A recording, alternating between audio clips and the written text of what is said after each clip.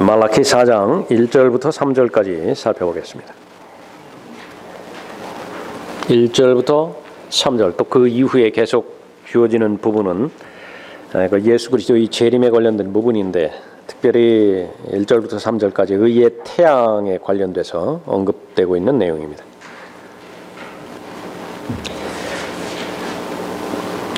보라 이는 화덕같이 탈 그날이 오기 때문이니 교만한 자와 악을 행하는 자는 정녕 다 구루터기가 되리라. 오는 그날이 그들을 태우리니 뿌리나 가지도 그들에게 남기지 아니하리라. 만군의 주가 말하노라. 그러나 내 이름을 두려워하는 너희에게는 의의 태양이 그의 날개에 치유를 가지고 솟아오르리니 그리하면 너희는 나가서 외양간들의 송아지들처럼 자라리라. 또 너희는 악인들을 짓밟으리니 이는 내가 이것을 행하는 날에 그들이 너희 발바닥 밑에 재가 될 것이기 때문이라. 만군의 주가 말하노라.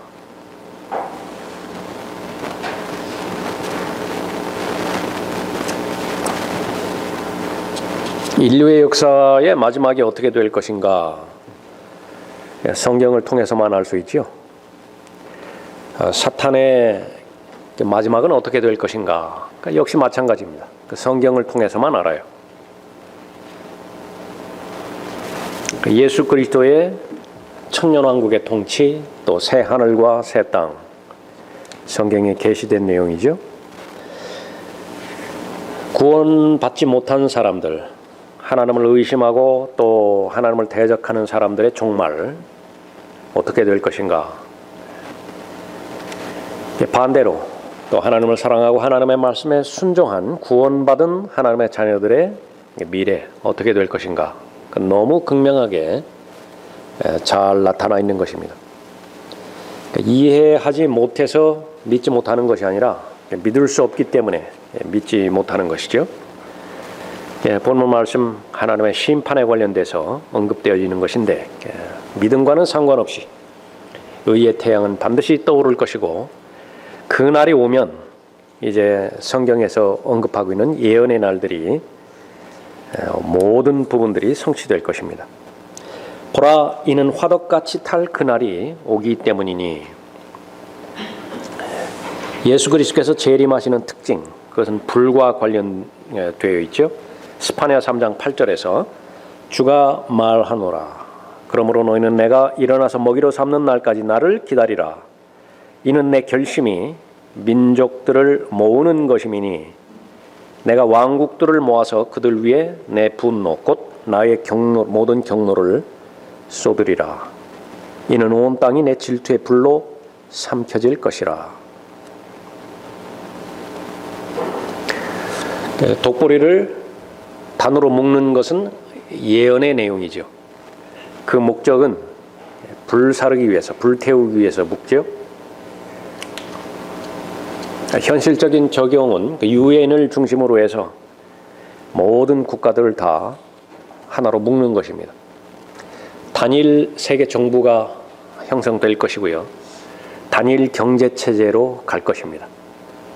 그 목적은 모두가 다 하나님을 대적하게 될 텐데 그때가 되어지면 스파냐 3장 8절에 예언되어 있는 것처럼 본문에 또 예언되어 있는 것처럼 하나님께서는 분노하시고 또 하나님의 경노를 그 위에 쏟아 붓는 것이죠. 불에 의해서 다 삼켜지는 것입니다. 첫 번째 심판은 물로 인한 심판이었습니다. 창세기 1장 2절에서 물로 심판을 하셨죠. 창세기 6장에서 또 물로 심판하셨죠. 그 다음은 불에 의한 심판인 것입니다. 하박국 3장 5절에서 하나님은 테만으로부터 오시며 거룩하신 분은 파란 산으로부터 오셨도다 셀라. 그의 영광이 하늘들을 덮으며 그를 찬양함이 땅에 가득 찼도다. 그의 광채는 빛과 같고 그는 그의 손에서 나오는 뿔들을 가졌는데 거기에 그의 권능이 감추어져 있도다. 그 앞에서 전염병이 가고 불타는 숯불이 그의 발 앞에 나갔도다. 요한계시록 16장 8절 9절 말씀. 넷째 천사가 그 재앙을 가져오지요. 바로 불타는 재앙입니다. 해가 불이 타죠. 요엘 2장 3절의 말씀. 역시 마찬가지입니다. 불에 의한 심판이죠. 데살로니가후서 1장 7절에서 고통을 받는 너희에게는 우리와 함께 안식으로 갚아주시는 것이라. 주 예수께서 그의 능력의 천사들과 함께 하늘로부터 나타나실 때에 하나님을 알지 못하는 자들과 우리 주 예수 그리스도의 복음에 순종치 아니하는 자들을 불길 가운데서 벌하시리니. 뒤에 계속해서 나오는 부분이지만 이 불길은 두 가지로 나누어집니다.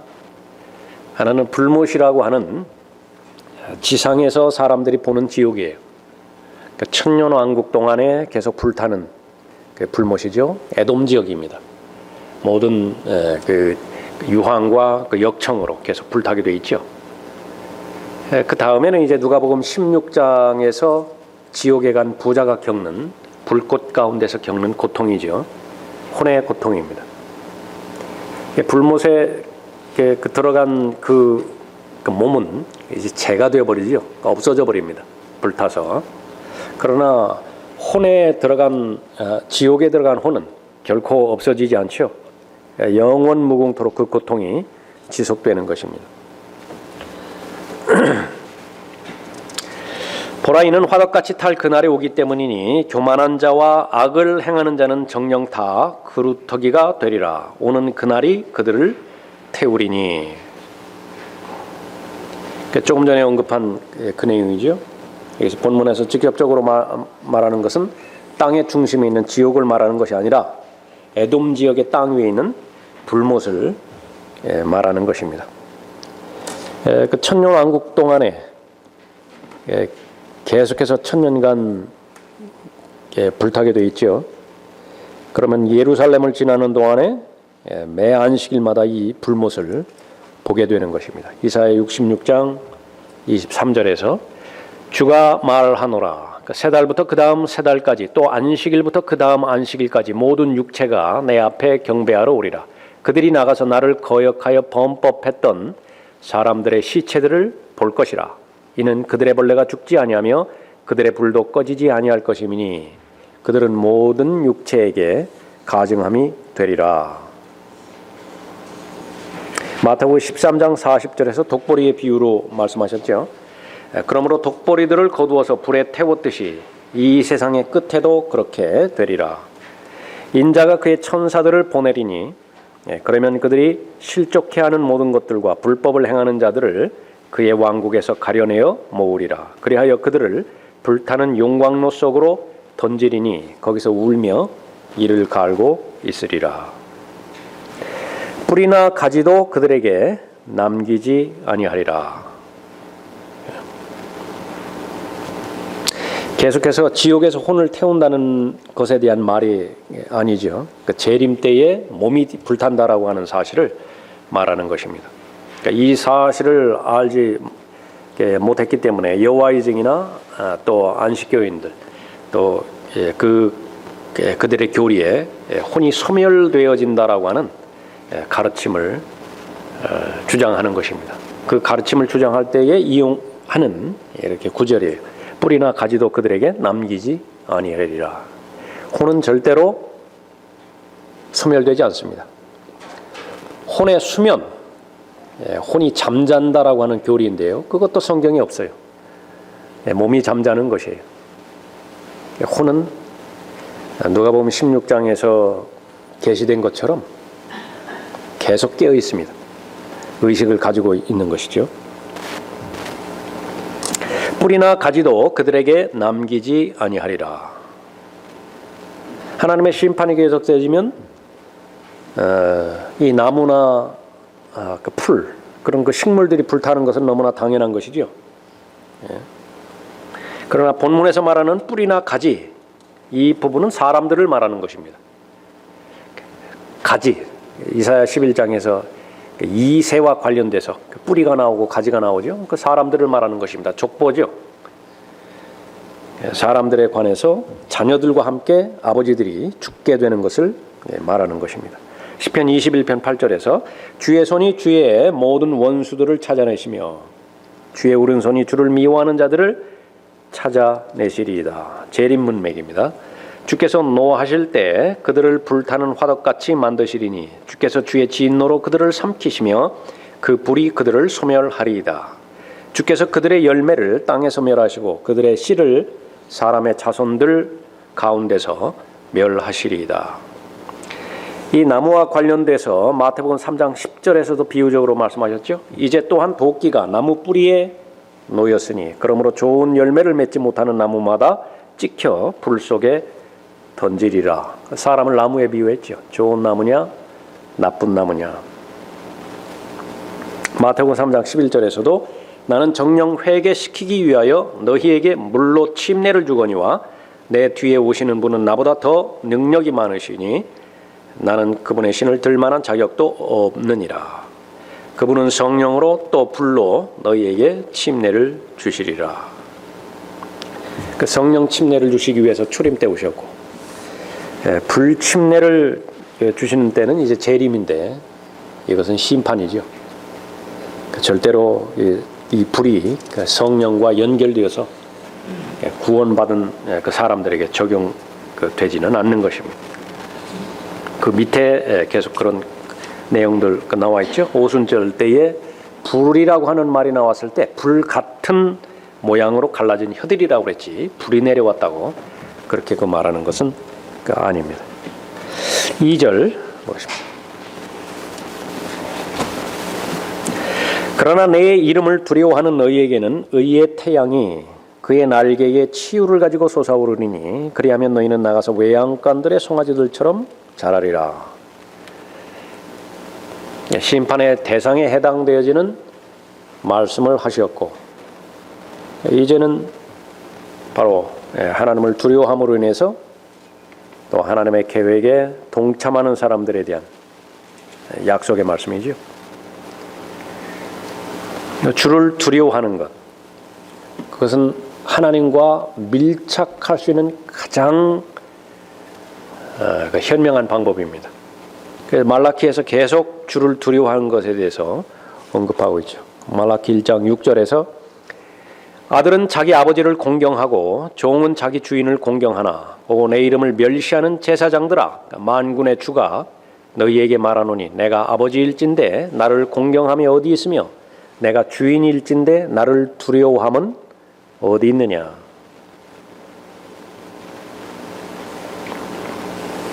계속 형식적이고 입으로만 주여 주여라고 말하는 사람들의 특징이죠.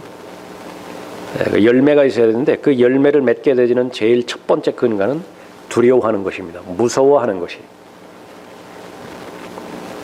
또 2장 5절에서도 레위와 세운 나의 언약은 생명과 화평의 언약이라. 내가 그것들을 그에게 준 것은 두려워함을 위한 것이니 그가 그것으로 나를 두려워하였고 내 이름 앞에서 두려워하였도다. 잘 보존될 수 있고 하나님께서 비유적으로 눈동자처럼 보호하시겠다고 약속하셨죠. 그 신체 가운데서 가장 예민하고 가장 여린 그 부분이 또 중요한 부분이 눈동자인데 그 눈동자를 보호하시겠다고 약속하셨어요. 그 조건은 무엇입니까? 하나님을 신뢰해야죠. 하나님을 의뢰해야죠. 그것은 무서워하는 것입니다. 범죄하는 모든 것들은 하나님을 두려워함이 없기 때문에 죄를 짓는 것이에요. 알게 짓는 죄, 모르게 짓는 죄, 뭐 그런 건 없어요. 성경에서. 다 알고 짓는 죄예요. 자신이 연약하기 때문에 죄를 지었다고 그렇게 말하는데 그것이 의미가 있기 위해서는요. 나는 불신자이기 때문에 죄를 지었다. 그러니까 그 말이 맞는 것입니다. 하나님의 말씀에 순종하도록 하나님께서 말씀하셨는데 그러면 이제 그 뒤에 약속된 말씀들은 다 이루어지죠. 그런데 하나님을 두려워함이 없어요. 무엇을 두려워했기 때문에 그렇습니까? 사람을 두려워했죠. 하나님을 마음으로부터 사랑해야 되는데 그것이 하나님을 두려워하는 것과 동일한 말인데 마음 중심에 죄를 사랑해 버렸어요. 그러니까 육신을 사랑했죠. 그래서 이 하나님께서 보호해 주시지 못하는 것입니다. 하나님께서는 은혜를 베풀어 주시길 원하고 하나님은 진리로 인도하기를 원하시는 것인데 하나님을 두려워해야 돼요. 하나님을 믿을 수 있어야 되죠. 근데 그것이 전제되지 않은 상태에서는 하나님께서 하실 일이 없어요. 그냥 죄짓고 기껏해야 자백하는 일, 그것밖에는 없다. 계속해서 두려움에 대해서 언급하고 있죠. 3장 5절에서도 내가 심판을 위하여 너희에게 가까이 오리라. 내가 마술사들과 가늠하는 자들과 거짓 맹세하는 자들과 품꾼을 그의 삭스로 압제하는 자들과 과부와 아비 없는 자를 압제하는 자들과 타국인을 외면하는 자들과 나를 두려워하지 않는 자들을 대적하여 신속히 증인이 되리라. 만군의 주가 말하노라. 두려워하는 자가 여기 포함이 되어 있죠. 요한계시록 21장 8절에 불못으로 들어가는 자들이 있어요. 그 가운데 하나가 두려워하지 않는 자들이죠. 두려워하는 자들. 하나님을 두려워하지 않으면 다른 것을 두려워하게 되어 있는 것입니다.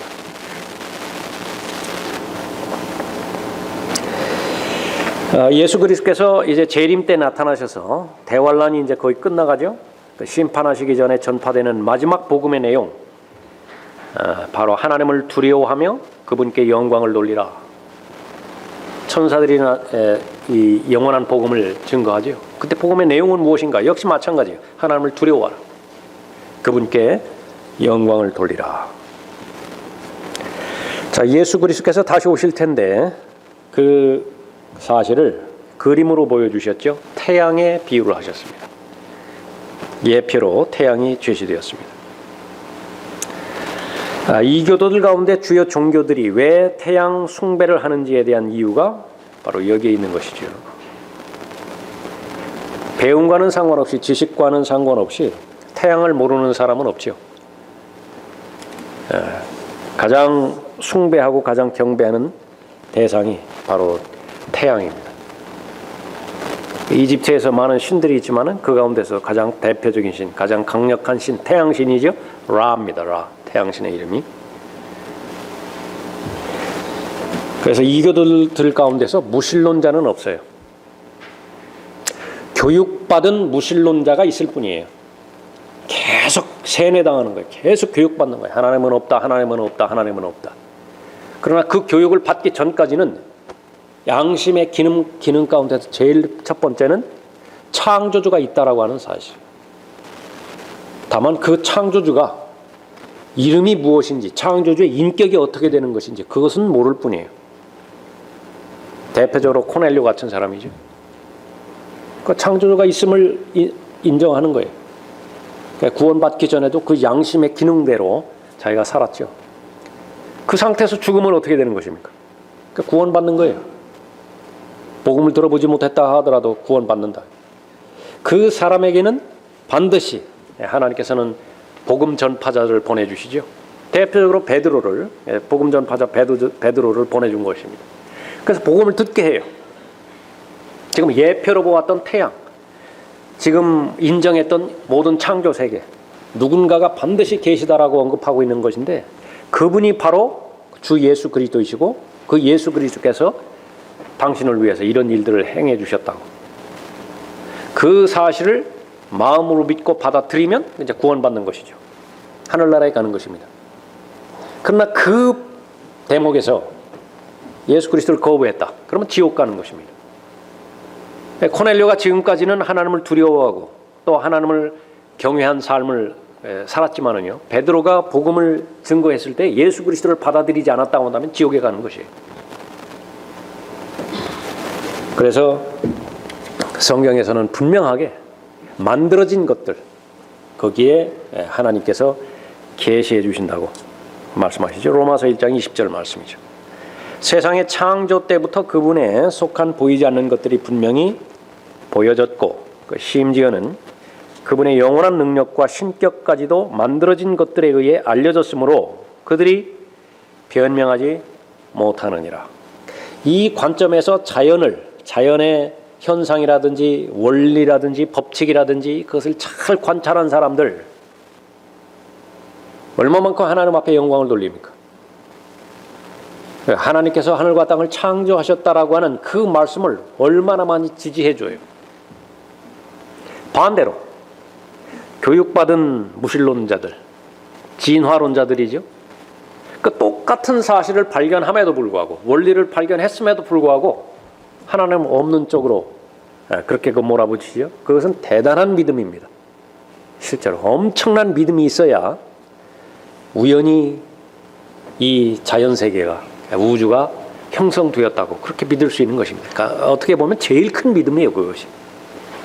원인과 결과를 규명하는 학문을 과학이라고 하는 것인데 지금 원인이 없어요. 그런데도 믿을 수 있다라고 보는 것이거든요. 그러니 얼마나 큰 믿음이겠습니까? 신화라고 말한다고 한다면 가장 큰 신화예요. 그런데 그 부분이 마귀가 틀켜지고 있으니까 그것이 여과 없이 그대로 세뇌에 당하는 것이죠. 자, 신격 하나님, 삼위일체이죠. 태양도 삼위일체로 볼 수 있습니다. 볼 수는 있지만 느낄 수 없는 가시광선이 있죠. 아들 하나님 예수 그리스도는 눈에 보이는 형태로 오신 하나님이십니다. 육체로 오신 하나님이시죠. 태양에는 느낄 수는 있지만 볼 수는 없는 열선이 있습니다. 느낄 수 있죠. 지금 그 뜨거운 것, 그 역시 그런 그 열선에 해당되지는 부분이죠. 성령 하나님께서는 경험을 주십니다. 경험하게 해서요. 느끼는 하나님이십니다. 확신을 주죠. 또 태양에는 볼 수도 없고 느낄 수도 없는 화학 방사선이 있어요. 보여지지도 않고 느껴지지도 않습니다. 아버지 하나님을 예표하고 있죠. 어떤 창조물도 아버지 하나님 앞에 접근한 사람이 없죠. 볼 수 있었던 사람이 없어요. 그때는 아버지 하나님을 언급하고 있습니다. 예수님께서는 또 다른 면에서 말씀하셨죠. 나를 본 자는 아버지를 보았느니라. 그것은 육체로 오신 하나님을 언급하고 있습니다. 시편 19편 1절에서 하늘들이 하나님의 영광을 선포하고 창공이 그의 손으로 하신 일을 나타내는도다. 낮은 낮에게 말하고 밤은 밤에게 지식을 보여주니 말도 없고 언어도 없으며 그들의 음성도 들리지 않으나. 만국 그 공통어가 있더라고 하는데 자동차 깜빡이라고 그래요. 그건 다 알아듣는데요. 시편 19편 어디에 살고 있는 누구라도 다 알 수 있는 공용어입니다. 들리는 음성이 없어도 다 알아요. 낮은 낮에게 말하고 밤은 밤에게 지식을 보여줍니다. 말도 없고 언어도 없고 음성도 들리지 않지만 다 아는 거예요. 창조주 하나님의 계심을 아는 것입니다. 시편 8편 3절에서는 그 하늘들이 주의 손가락으로 지어진 것이라고 말씀하고 있습니다. 또 하나님께서는 그 하늘들 가운데서 자신의 말씀들을 그렇게 기록하셨죠. 요한복음 8장 6절에서 또 출애굽기 31장 18절에서 자신의 말씀을 땅에 기록하기도 하셨고 또 십계명을 돌에 기록하기도 하셨죠. 그 하나 보여주시는 것입니다.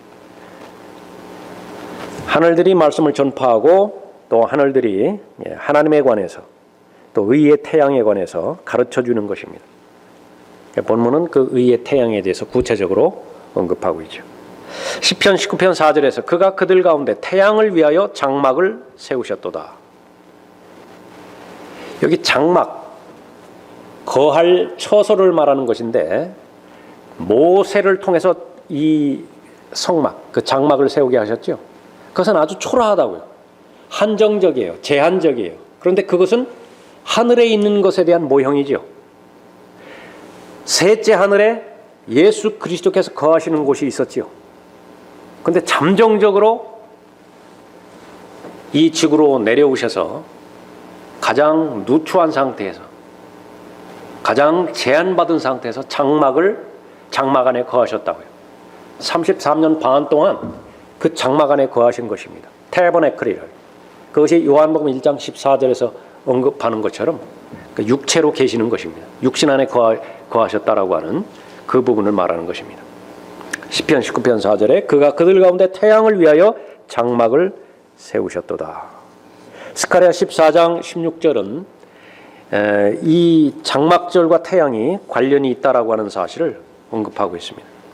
예루살렘을 치러 온 모든 민족들 가운데서 남아있는 자도 각기 그 왕 만군의 주께 경배하러 또 장막절을 지키려고 해마다 올라올 것이라. 그래서 이 장막절은 예수 그리스도의 초림과 재림을 알려주는 그런 그 명절입니다.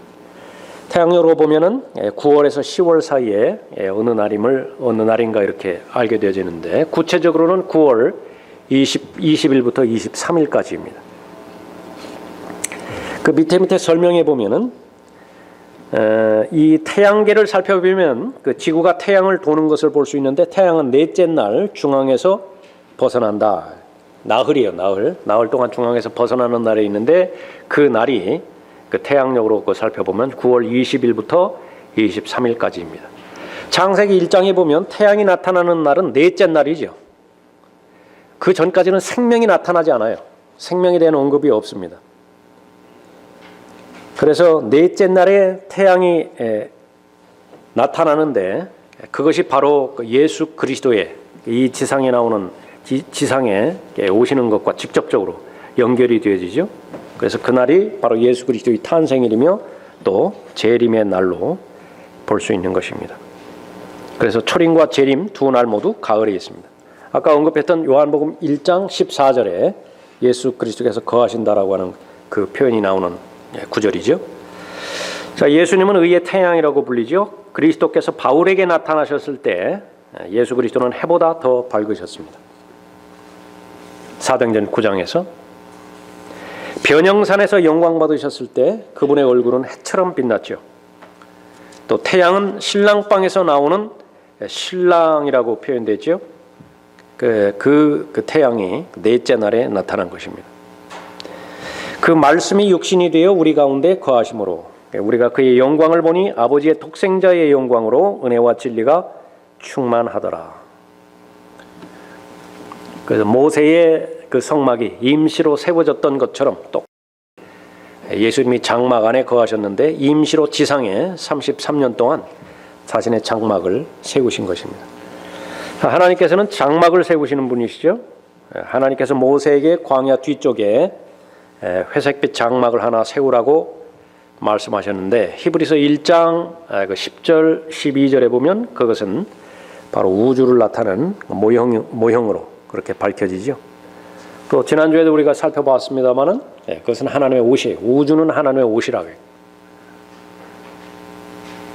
그 하나님께서는 그 옷을 벗으실 날이 있죠. 우주의 모든 구성 요소가 다 불타버립니다. 그러면 하나님의 영광이 드러나게 되는 것입니다. 자, 그 옷이 이음매 없는 그 판초 같은 모양이라 그랬습니다. 요한복음 19장 23절에서는 통으로 짠 그 옷이라고 언급하고 있죠. 이은 것이 아니에요. 머리 그 위에 그 머리만 이렇게 넣을 수 있는 그런 모양입니다. 제일 꼭대기에 구멍 하나가 나 있어 그곳으로 머리를 내놓을 수 있다. 예수님께서는 자신에 대해서 나는 길이요라고 말씀하셨죠. 유일한 길입니다. 셋째 하늘에 들어갈 수 있는 문이 하나 나 있는데 예수님께서는 여러 번 그 문으로 통과하셨죠. 부활하신 다음에 그 문을 통해서 통과하셨습니다. 다시 내려오셨죠. 40일 동안 계셨어요. 사로잡힌 자를 사로잡아서 다시 그 또 동일한 문으로 올라가셨죠. 곧 얼마 안 있으면 그 문으로 다시 내려오실 것이라고. 공중에서 하나님의 자녀들을 불러 모아서 그 문으로 다시 올라갈 것이에요. 하나의 문이 나 있는 것입니다.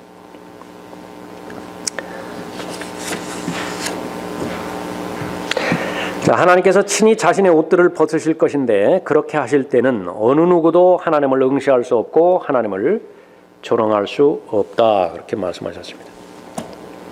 디모데전서 6장 16절에서 말씀하시죠.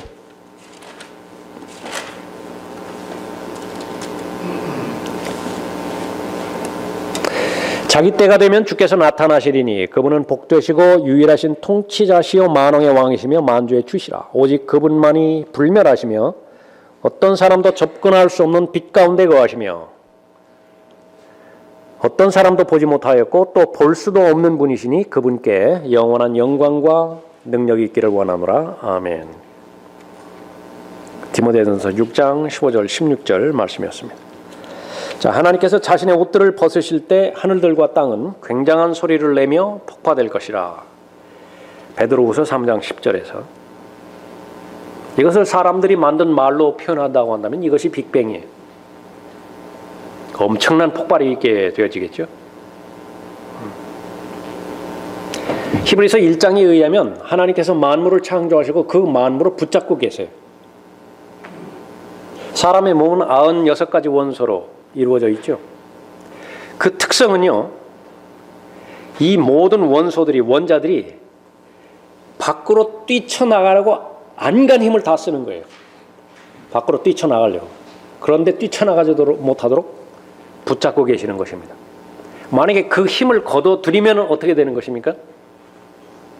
여러분 몸 중간에서요, 버섯구름이 펴지는 거예요. 핵폭발이 일어나는 겁니다. 핵폭발이. 만왕의 왕이시고 만주의 주이십니다. 전지하시고 전능하신 하나님 말씀. 그 힘으로 우주 만물을 붙들고 계십니다. 그러나 벗으실 때가 있어요. 그러면 성경의 예언대로 하늘들과 땅은 굉장한 소리를 내며 폭발될 것입니다. 시편 19편 6절에서 그의 떠오름은 하늘 끝에서부터며 그의 회전은 하늘 끝들까지니 말씀하십니다. 태양은 밤마다 지고 아침마다 뜨는데 이것은 예수 그리스도의 죽으심과 묻히심과 부활하심을 보여준다 그랬습니다. 서쪽에서 죽을 때, 태양의 서쪽에서 죽을 때 그 빛깔은 핏빛이지요. 초림 때의 피의 속죄를 보여주는 것입니다. 아침에 떠오를 때 역시 그 빛깔이 핏빛이에요. 재림 때에 예수님 자신이 입은 그 옷이 피로 물들죠. 이사야 63장 1절부터 3절까지.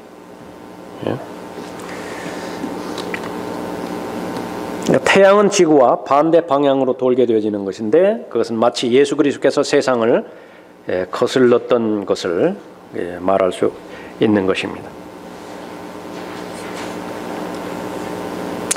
그의 날개에 치유를 가지고 두 가지 우리가 살펴볼 수 있는 것인데 하나는 치유에 관련된 부분입니다. 예수 그리스도께서 채찍에 맞으실 때 치유가 보장이 된 것이죠. 제일 첫 번째로는 영적인 치유예요. 두 번째로는 육체적인 치유를 말하는 것인데 그 육체적인 치유는 언제 완성이 되느냐? 재림 때입니다. 지구 자체가 저주에서 풀릴 때에 땅도 거듭나고 동물에게도 변화가 됐을 때에 사람의 몸에 대한 치유가 완전히 이루어지는 것입니다. 그 사실을 왜곡한 것이 지금 거기 나와 있는 그 설명에 나와 있는 성결주의자들이라든지 오순절파에서 말하는 이 치유 사역에 대한 오해예요. 구원이 지금 현재는 반만 이루어졌죠. 온전히 이루어진 거 아닙니다. 영은 거듭났고 혼은 구원받았지만 몸은 어떠한 변화도 없어요. 그러니까 몸에 대한 구원을 구속이라고 말씀하셨는데 그 구속은 바로 하나님의 아들들이 나타나야만 온전히 성취되어지는 것입니다. 그래서 그 치유에 관련돼서 그렇게 언급하고 있고요. 두 번째는 이제 날개죠. 두 번째 날개에 관한 것. 예수 그리스도께서는 자신을 새에 비유를 하셨습니다. 침례 받으실 때 성령께서 비둘기 형태로 내려오셨죠.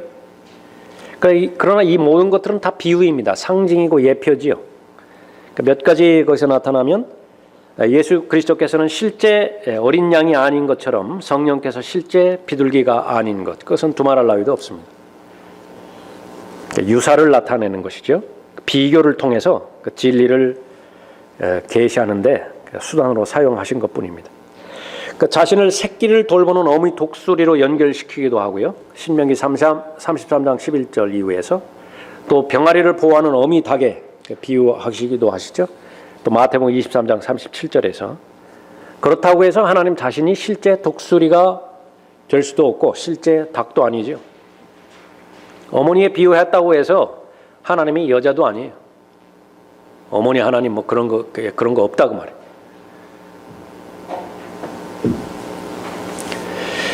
자, 그 제일 밑에 마지막 그 설명은 이제 그 400년에 관련된 부분들, 마지막 구약의 예언이 끝나고 400년이 흐른 다음에 취임된 요한의 메시지가 선포되었죠.